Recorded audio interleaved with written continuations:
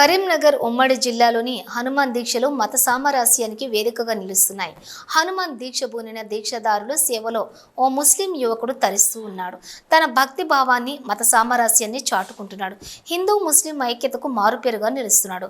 పెద్దపల్లి జిల్లా సుల్తానాబాద్కు చెందిన రఫీక్ అనే యువకుడు జన్మతః ముస్లిం అయినప్పటికీ మన మతాన్ని ఆచరిద్దాం, పరమతాన్ని గౌరవిద్దాం అన్న నానుడిని నమ్ముతాడు. అందుకే హిందువులు చేపట్టే ప్రతి ఆధ్యాత్మిక కార్యక్రమంలో తప్పకుండా పాల్గొంటాడు.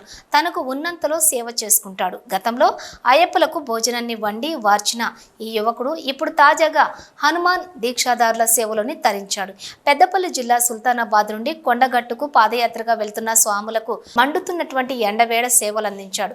మార్గమధ్యంలోని కొత్తపల్లి, గంగాధర, పూడూరు గ్రామాలకు చేరుకున్న దీక్షాదారులకు రఫీక్ మంచినీటిని అందించడంతో పాటుగా అన్నదానం కార్యక్రమాన్ని కూడా చేపట్టారు.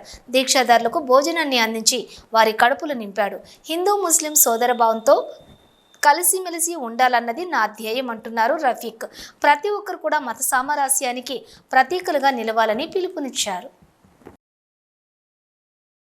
సుల్తానాబాద్ నుండి కొండగట్టుకు పాదయాత్రకు వెళ్ళిన హనుమాన్ మాలదారులకు నిన్న రాత్రికి వెళ్ళడం జరిగింది. మరి వారి కొరకు, మన సుల్తానాబాద్ స్వాముల కొరకు మేము ఈరోజు అన్నదానం చేద్దాం నిర్ణయించుకొని సుల్తానాబాద్ నుండి వాళ్ళకి భోజనం పార్సల్ తీసుకొని కొత్తపల్లి, గంగాధర, పూడూరు ఈ ఊర్లలో గుడ్ల దగ్గర సేద తీర్చిన స్వాములకు మేము భోజనం సదుపాయం అందించి ఇక్కడ అన్నదాన కార్యక్రమం చేయడం జరిగింది.